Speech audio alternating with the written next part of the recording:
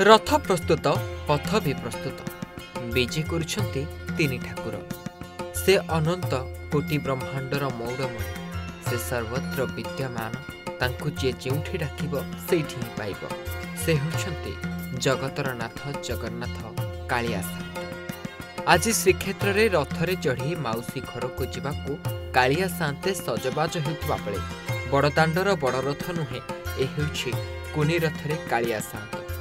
तेबे आमे कहूछु मयूरभंज जिला सारसकणा ब्लॉक खेरणा ग्राम रे कुनी रथरे विद्यमान होइथिबा तीन ठाकुरंक कथा।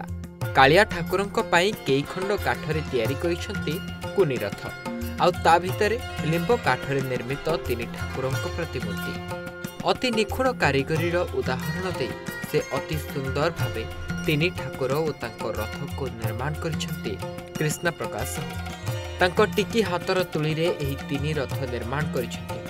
से मोट 7 गोटी शाल काठ और किछि बाउंसरे 6.5 इंच उच्चता विशिष्ट एही रथरे बसिथिबा तीन दियंक मूर्ति निंब काठरे निर्मित होइछि।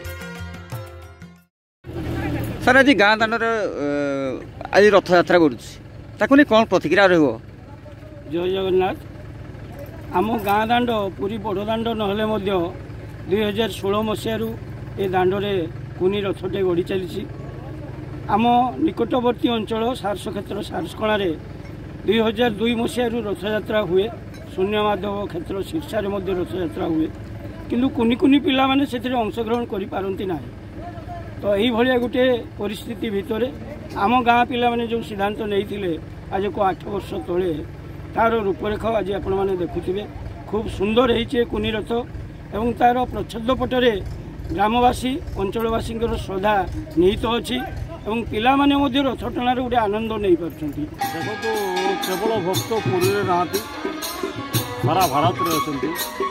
आज भक्त एवं भगवान अपूर्व मिलन आज जो छोट छोट छुआ मैंने आज भक्ति भाव रे समर्पित मनोभाव रे संपूर्ण भाव निज को समर्पण कर आज से निष्ठार सह भगवान को माँ जगन्नाथ जगतरनाथ जगन्नाथ बलभद्र सुभद्रा को रास्ता टाणुंट ये गोटे अद्भुत पूर्व ये दृश्य गोटे महान दृश्य। श्री जगन्नाथ बलभद्र और सुभद्रा मूर्ति गुड़िकर उच्चता 6 इंच रही।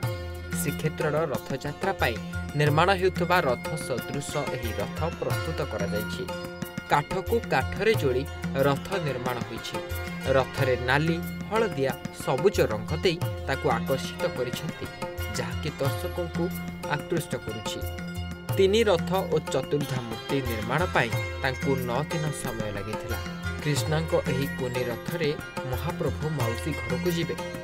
तेबे खेरणा ग्रामर अनेक व्यक्ति विशेष मनरे आनंद उल्लासर सह ग्रामर महिला माने मध्य प्रशंसा करिसेंती। मैडम आपको परिचय?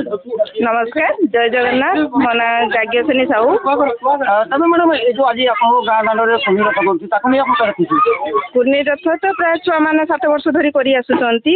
आम घर आरंभ करती आम घर आरंभ करके नना को डाकी रीतिनीति अनुसार पूजा करी रथ गढ़ाती। आम मैंने बहुत खुशी अच्छु जहाँ आम गाँव में कुनी पिला मैंने एतिकी करि पारुचंती।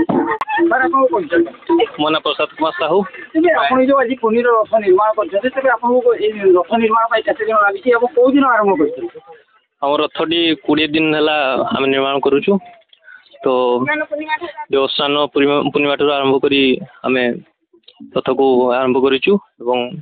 पुरी जपरी रथ गड़ा जाए से आम खेरणा ग्राम कुनी रथ कर कुनी रथ को नहीं आप गाँव में अनेक लोक मन उत्साह देखा मिली कुनी रथ निर्माण पक्षे कौ कौ मैंने सहयोग कर जिते सब सांग साथी भाई भाई मैंने कि जिते सब छोट छोट छुआ मैंने से गोटे छोट कुनी रथ निर्माण कर।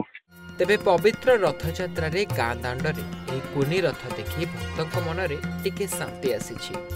मयूरभंज सारसकणारू तपन कुमार दंडपाठक रिपोर्ट ओडिशा भास्कर।